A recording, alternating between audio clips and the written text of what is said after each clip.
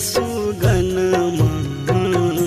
बैठल अमरुद के डाँड़, बैठल अमरुद के डाँड़।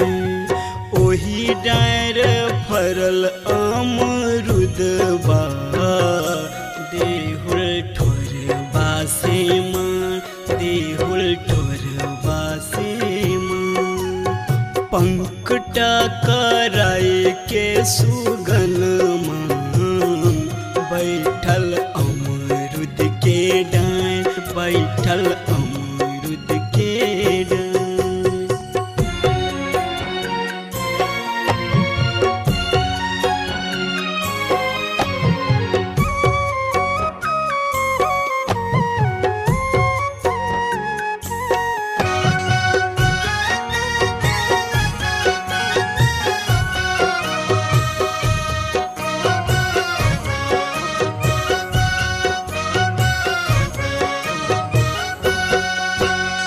झूठ कैले अमरुद केलबा घौरबा, कैसे सजाई झूठ फल से दौड़बा। एही से उदास भइल मनमा, छठी माई करी उपकार, छठी माई करी उपकार। पंख टकराए के सुगन बैठल अमरुद के डाँड़, बैठल अमरुद के डाँड़।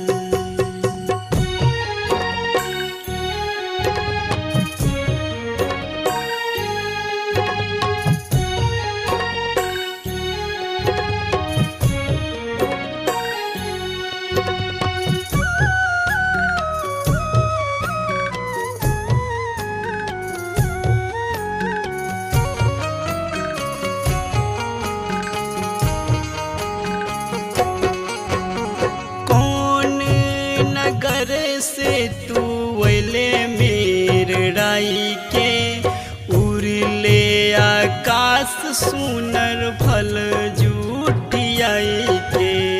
जाई कैसे माई के आंगन लेके झूठा फल हार, लेके झूठा फल हार। पंख टकराए के सुगन बैठल अमरुद के डाँड़, बैठल अमरुद के डाँड़।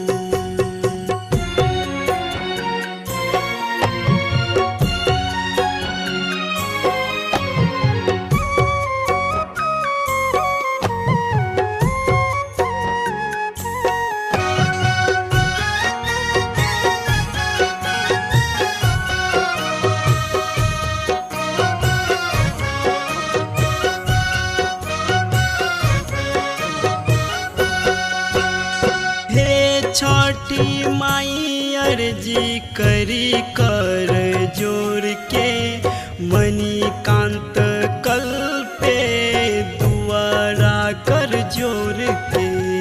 संजय सरदार धैले ध्यानमा, छठी माई करी बेरा पार, छठी माई करी बेरा पार।